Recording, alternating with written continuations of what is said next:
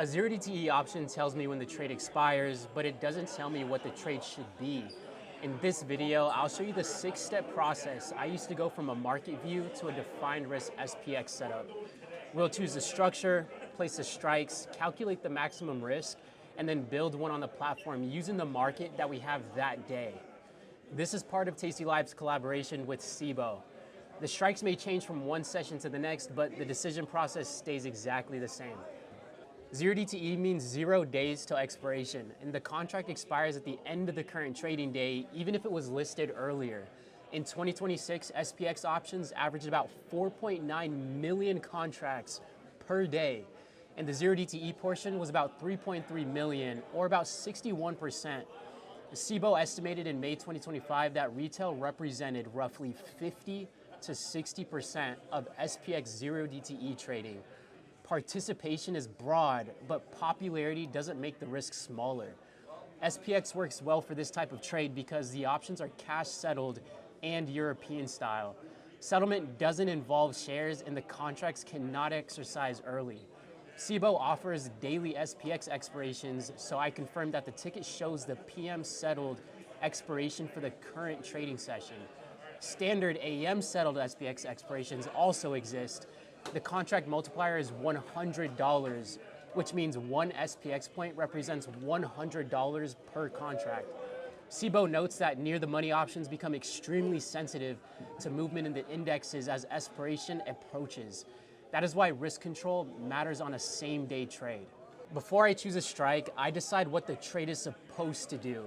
I may have a bullish view or a bearish view, and I may expect SPX to remain inside a range. If the market is unclear, I can also pass because no strategy is required every day. A bullish view may lead me to compare a call debit spread with a put credit spread, and a bearish view may lead me to compare a put debit spread with a call credit spread. A range-based view may support an iron condor. And the goal is to match the payoff to the market idea instead of forcing the same strategy into every session. I check the calendar before the option chain because a scheduled report can change the character of the entire session. Inflation data, employment data, or a Federal Reserve announcement can quickly invalidate that setup depending on SPX remaining quiet. Next, I mark out the prior close, the prior session's high and low, and the opening range. I watch how price and volume respond when SPX tests those levels, and that helps me define the setup and the point where the idea would be wrong. I also look at SPX option volume across today's strikes. Raw volume is not automatically bullish or bearish, and Cboe separates buys from sells and opening trades from closing trades in its open and close data. A large call or put print may not tell the full story, especially if it's one leg of a spread. Cboe's May 2025 study found customer 0 DTE activity was extremely balanced. Net market maker gamma hedging represented at most 0.2% of daily SPX liquidity in its analysis. I use flow as context, not a shortcut to direction.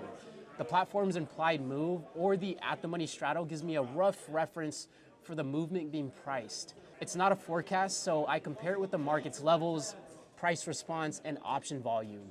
And by this point, I should be able to explain the trade without mentioning an option strike. And if I can't explain the idea clearly, I'm not ready to build the position.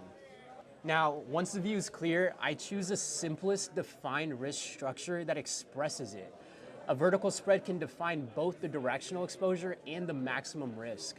A debit spread requires an upfront payment, while a credit spread collects premium at entry. I compare the break-even of the payoff with the amount at risk before making that choice. And for a range-based view, an iron condor combines a put spread with a call spread, and the short strikes define the range and the long wings cap the loss. Cboe reported in July 2026 that roughly 92% of the SPX 0 DTE trading takes place in capped risk structures. It's also reported that vertical spreads average nearly 580% of SPX 0 DTE contracts per day in 2025 and 2026. Defined risk structures are central to this market, but they're not safe and do not guarantee a favorable result. Strike selection comes from the market map, and on a put credit spread, I expect SPX to finish above the short strike. On a call credit spread, I expect it to finish below the short strike. The long option sits farther out and caps the loss. On a debit spread, the long option expresses the directional view, while the short option helps define the target and reduce the cost. Delta can provide useful context, but it does not replace the thesis. The strikes must make sense relative to the market levels, the movement being priced, and the point where the view becomes invalid.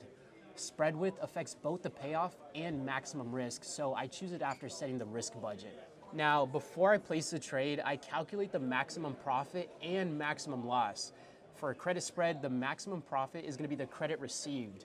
The maximum loss equals the spread width minus the credit. I multiply the results by the $100 contract multiplier. A 5-point wide SPX credit spread has $500 of gross width. If the spread collects $1 of credit, the maximum profit is $100 and the maximum loss is $400 before fees. Cboe applies the same width minus credit formula to an iron condor with equal width wings. A 5-point wide iron condor therefore has a maximum loss of $500 minus the credit received.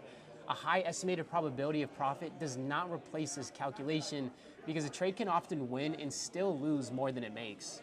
I size the position from the maximum loss rather than from confidence. If one contract exceeds my risk budget, I can change the structure or pass. SPX contracts cannot be divided into fractional contracts. Now, before the order goes in, I define the exit plan, I decide where I'll take profit and what price action would invalidate the thesis. I also choose time to close because option sensitivity can increase quickly as expiration approaches. The exact levels depend on the structure and market conditions. I set them before the position starts moving so the decision is not driven by emotion. During the platform segment, I'll connect each trade exit to the trade that is available that day. I prefer to enter the complete spread with the limit order so I can evaluate the combined price and payoff on one ticket. If the available price does not fit the plan, I walk away. The goal is a position whose market logic and risk are clear before it's sent.